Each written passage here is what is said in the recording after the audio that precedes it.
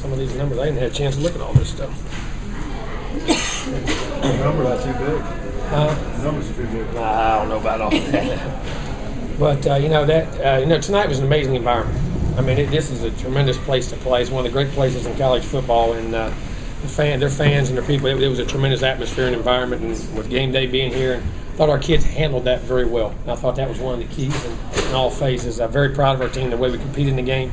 I thought both the offensive line and defensive line did a great job of keeping a lot of control of the line of scrimmage, which I think is very important in these kind of games, allowed our skill guys to function and our secondary guys to make the picks because of pressure and things like that. But, our coaches, especially our coaches, did a tremendous job of getting these guys ready to play, and our players played very well. And, our players, they care about each other, they love each other, and they played together as a team tonight. And we knew it was going to take a great effort to play a great Clemson team.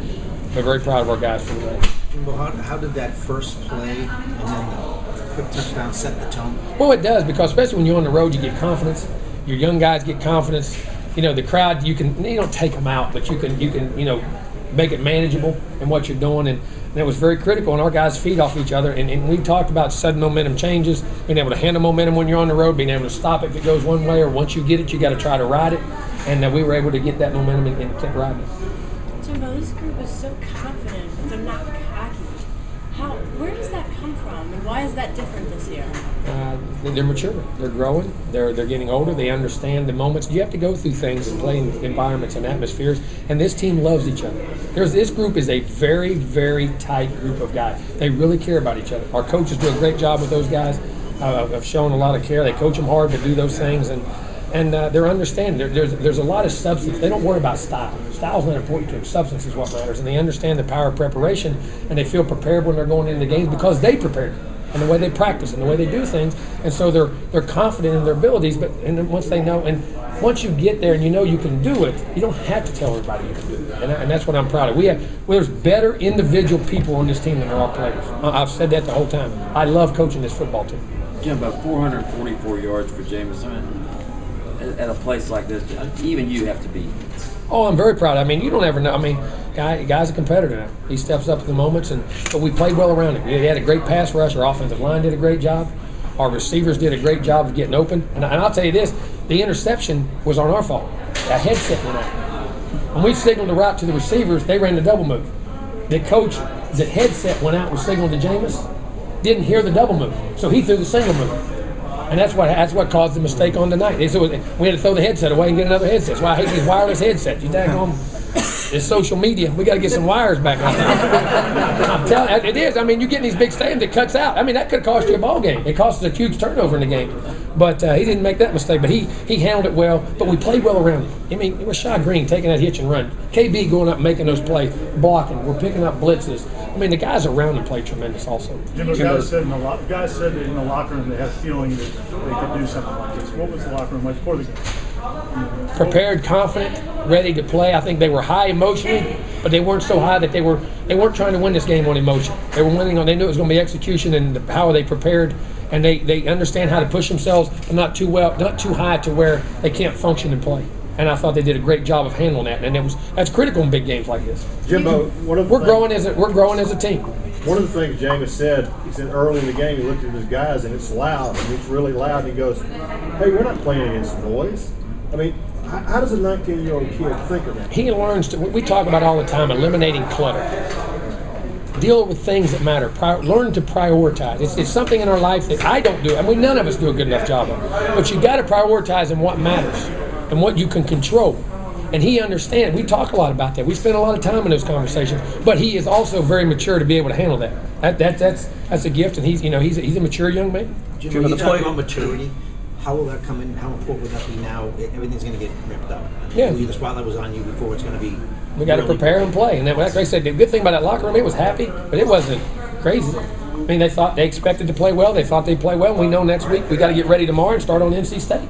That's the next season. Next season starts next week. Then we go the next game. Then the next game. They're doing a great job of that, and our power of preparation is critical. Do you feel like you're coaching the best people coaching? I mean, I'll let y'all decide that. I love coaching the guys I coach because I love because I know what their hearts are. I know what's inside them. I know what these guys love, trust, and believe in each other so much, and they're fun to coach, guys. They really are. Jimbo, what made y'all decide to stand up Christian Jones and why he works with? Well, we've just moved him around in his athleticism. He does a great job on the edge, and he gives you all the zone read teams. Now you got a guy can squeeze it, get back out, can rush the passer, can drop. I mean, that's probably the most natural place for him. But he can go inside and do things because he can run and cover. But we just started using his versatility, and it takes a while to grasp the defense because it's his first year in it. Jimbo, what does it say about your defense? You have one of the most prolific offenses in the country in their place. I'm going to tell you, the key tonight was defense. I was proud of our defense. I mean, I've said the last 2 weeks, our defense has been the key, creating the turnovers, creating the opportunities, and just making those guys work for everything they got, the different looks and different pressures. They're really grasping the whole system, and I'm extremely proud for those guys. Could you talk about in this environment tonight that I think this is the most points ever scored by the visiting team? Someone said that tonight. I mean, it's tough to do. But we were able to finish and play a good game. I'm happy. Now we just got to get ready to play another one. Coach, you did just blow out the number 3 team in the country at their place, and Heather just asked if you have the best team in the country. I mean, why shouldn't people think that you are the best? Well, I think we have a heck of a team. I'm not doubting our team or anything. We got a lot of ball to play, and if we keep taking care of our business, the country will see, and we'll get to where we got to go. But I'm extremely proud of this football team. I am. I'm not scared to play it. We got a good team. Jimbo, almost 300 yards tonight against the blitz. Why is this offense so good against pressure? Well, I think because they communicate. We have a lot of versatility. We do a lot of things in protection, but our guys pick them up. They're able to scan them, and Jameis is able to manage them and know where to go with the ball when the blitz is coming, find the one-on-ones, and he puts the time in the film study. And those guys also get open. Those receivers now, they can play. Coach, you had a couple of young guys make plays on defense tonight. You had Mario taking back the fumble. We're still a young. People don't realize we're still a young football team. There's only 3 seniors on offense. There's only about 5 or 6 on defense that are playing a lot. I mean, we still are a young football team. I mean, so it's fun to watch these young guys grow and make those plays in those moments. Yeah, but one of those seniors, LaMarcus Joyner, had a heck of a game. Let me tell you, him and Telvin now, them 2 suckers run around. LaMarcus is like the Energizer Bunny. He's just a heck of a football player. I'm glad he's on my side. I know that. Jimbo, you talked about that balance of the team being very emotional before the game, but very businesslike in how they executed. How much of that stems from Jameis' personality, that he's so competitive, but he's kind of a goofball with it?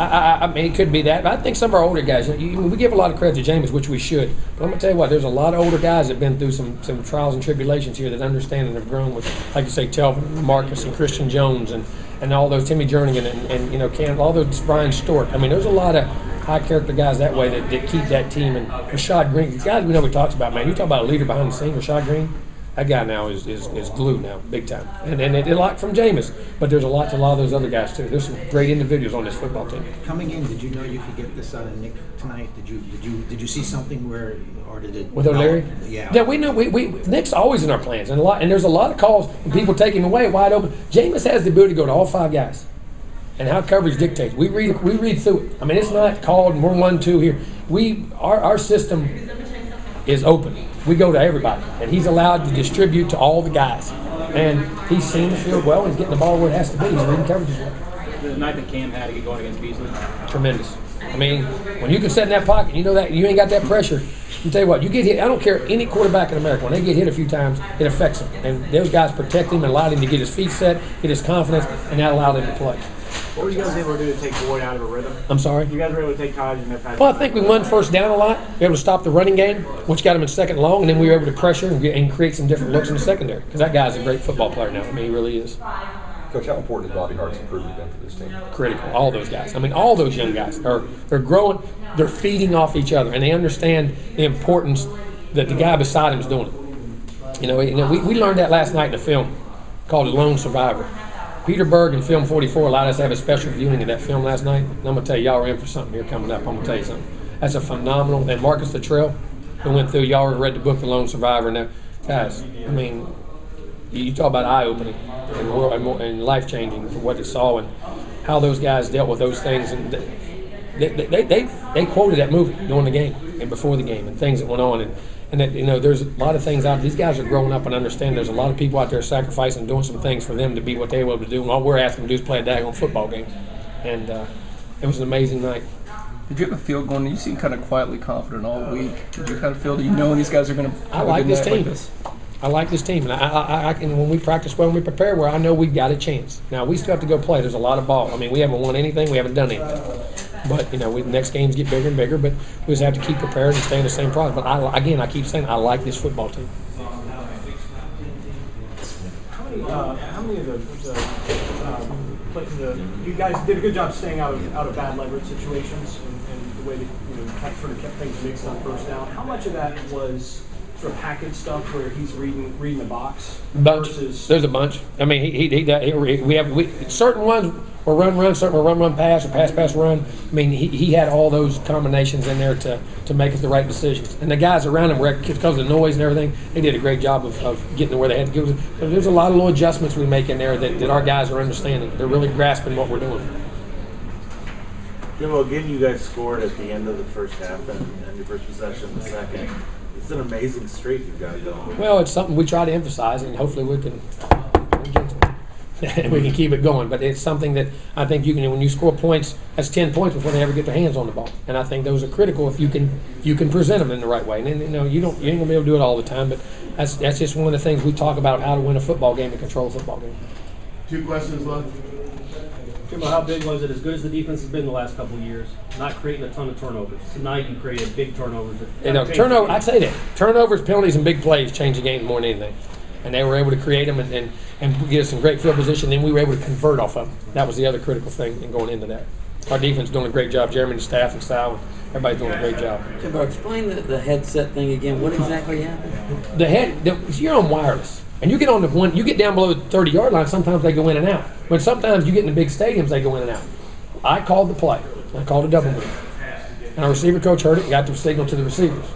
And Randy, the headset went out, and all he heard was the first part of the play. He didn't hear the double move. So he signals Jameis and the rest of the guys the single move. So Jameis throws a single move, and we run the double move. And nobody was really wrong. Nobody's at fault. I mean, it was just... and that's a shame, because you ought to be able to eliminate that out. That cost somebody a game one. I say it all the time. I hate that when you go wireless, all you media, y'all like and y'all can't even come up. I say this again, and you still can't come up with a daggone mic that you ain't got to stick down somebody's shirt. We can hear stuff on the moon. We can call stuff on the moon and hear something. And you can't put a mic on a guy, and you got to run it down my shirt and make me undeck my shirt every time I do an interview. I got a standing order right here. If somebody will invent it, give me 10%. You can name it. That's all I want. Just spend your time on it. All right, thanks, guys. Thanks, guys.